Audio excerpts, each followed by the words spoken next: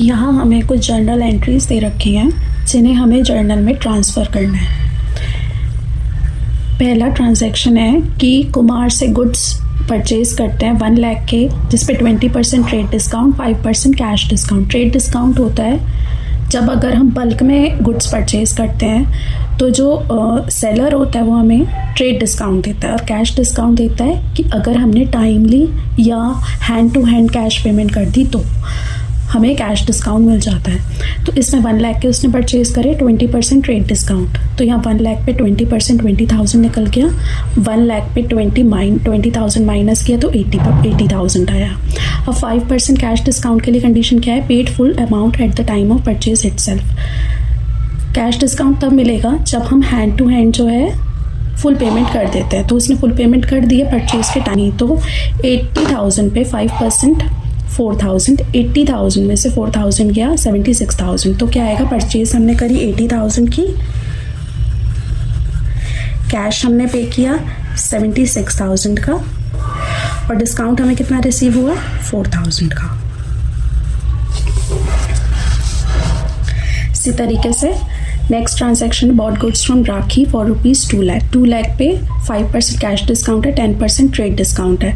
तो 2 लाख पे trade discount हमने कैलकुलेट करके 20,000 निकाल लिया, और 2 लाख में से 20,000 माइनस करके 1,80,000 आया। अब कैश डिस्काउंट हमें 5% है, जिसमें लिखा है half of the amount paid by cheque at the time of purchase, जिसमें से हाफ अमाउंट हमने चेक के थ्रू पे किया, तो हमें 5% जो होगा वो हाफ अमाउंट में मिलेगा। वो हम कैसे कैलकुलेट करेंगे? 180 का हमने 90 हाफ कर दिया, 1,80,000 का 90,000।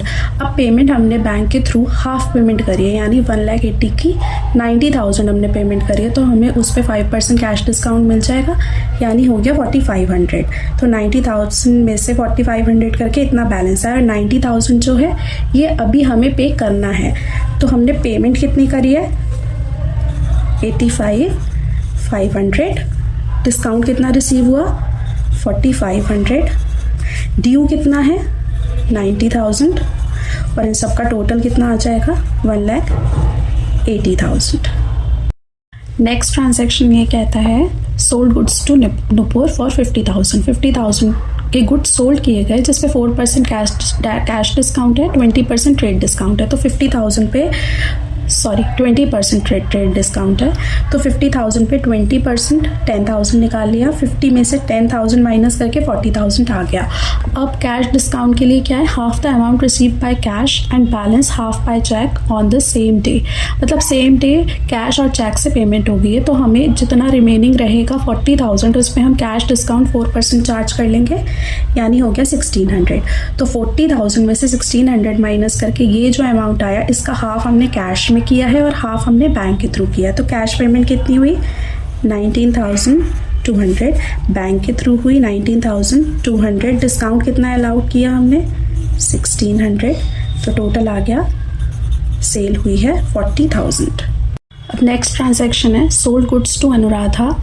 1 लाख के गुड्स सोल्ड किए, जिसमें 10% ट्रेड डिस्काउंट, 5% कैश डिस्काउंट। तो 1 लाख पे हम पहले ट्रेड डिस्काउंट फाइंड आउट करेंगे। तो 1 लाख पे 10% आएगा 90,000 and 5% cash discount. If the payment is receive within 15 days, 80% payment is received on April 18 by cheque. ये ट्रांजैक्शन हो रहा है 6 अप्रैल को, और 18 अप्रैल को हमें पेमेंट रिसीव हो रही है। तो इसमें दे रखा है कैश डिस्काउंट हमें तब मिलेगा अगर हम पेमेंट रिसीव करते हैं 15 डेज़ के अंदर। तो 6 अप्रैल से 18 अप्रैल तक का डिस्टेंस 15 डेज़ के अंडर में आता है।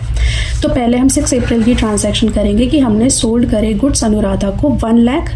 1 लाख पे हम 10% ट्रेड डिस्काउंट 10,000, 1 लाख माइनस 10, तो हमारी सेल कितनी हुई है अनुराधा को?